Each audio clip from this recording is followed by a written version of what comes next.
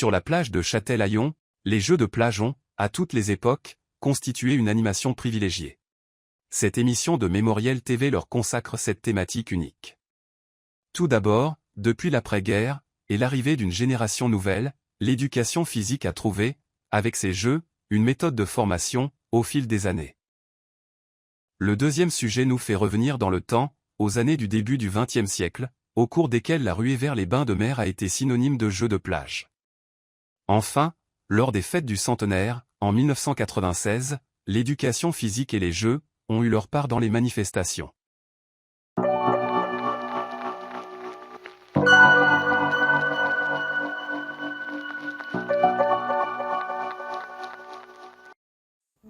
Depuis les années 30 en France, les espaces balnéaires se sont démocratisés et s'affirment comme des lieux publics ouverts à tous.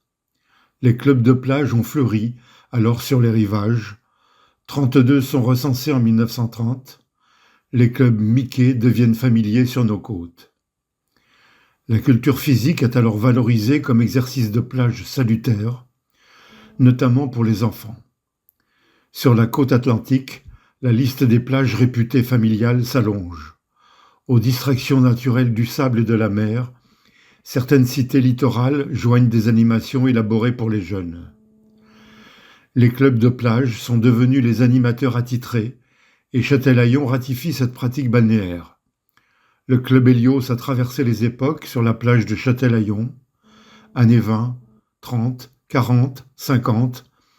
Voisin sur la plage, le club Y-Sport propose également son équipement pour les agrès, cours de natation, etc.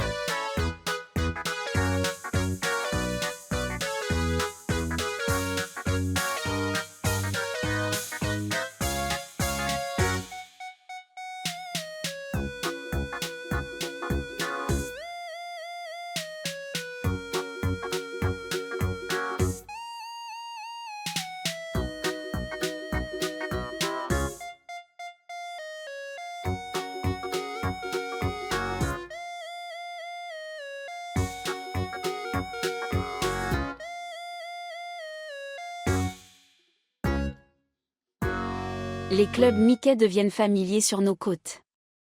Les premiers, réunis en fédération, sont nés durant la saison estivale 1935, soit un an après la création, en France, du « Journal de Mickey », le premier au monde à la gloire des héros de Walt Disney. En investissant les plages, l'éditeur français Paul Winkler, créateur de Mickey, cherche à promouvoir son magazine, tout en souhaitant donner à la jeunesse le goût du sport et de l'effort.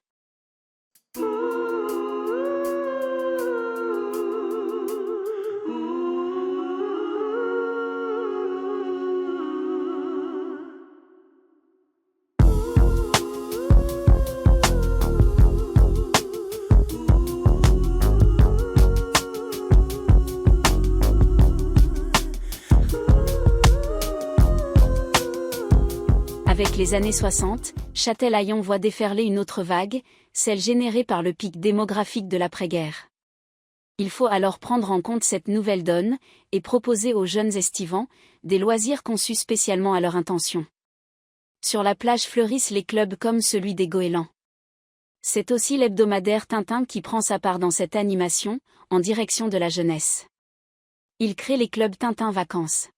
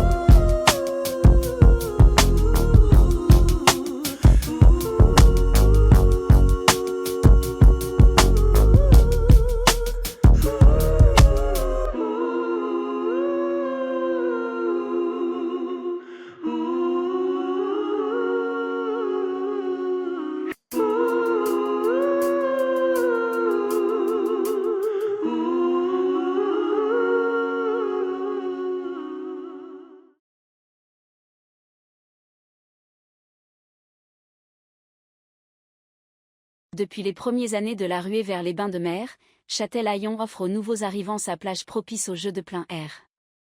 Une fois la baignade terminée, de multiples activités sur la plage sont proposées, car il n'est pas imaginable de rester inactif. Promenade à dos d'âne, tennis, badminton, voile, concours de château de sable, course en sac, partie de croquet, défilé de maillots de bain, la plage est transformée en un lieu de distraction où l'ennui est prohibé.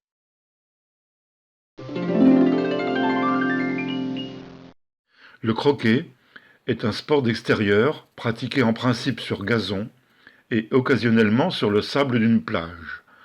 Il consiste à faire passer des boules en bois à travers des arceaux en les frappant à l'aide d'un maillet.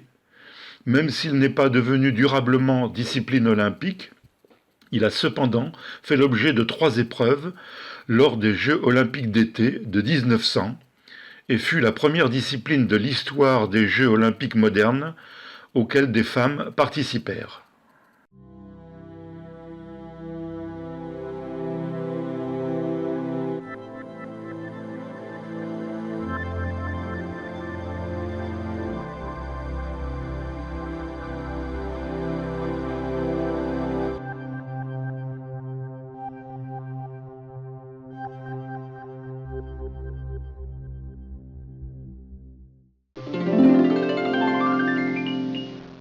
Le lawn tennis s'est répandu à travers le monde, grâce notamment aux touristes anglais.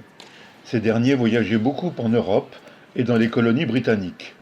Le lawn tennis débarque naturellement en France en 1878 à Dinard et au Havre, des lieux très fréquentés par les Anglais. Le premier club de France est créé à Dinard avec 6 courts en sable. En 1915, à la sortie de la Première Guerre mondiale, une Française, Suzanne Lenglen, débute sa domination du tennis mondial. Première grande championne française, elle va remporter 241 tournois, dont 8 titres du Grand Chelem.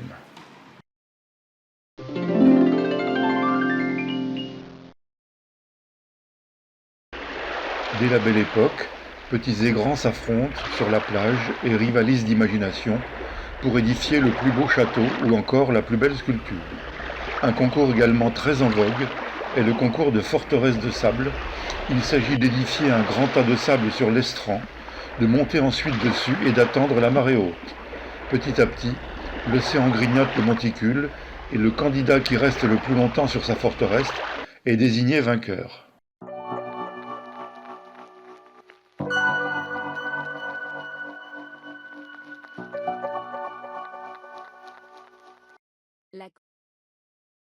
Les fêtes du centenaire en 1996 accordent la part belle aux jeux pratiqués au début du XXe siècle.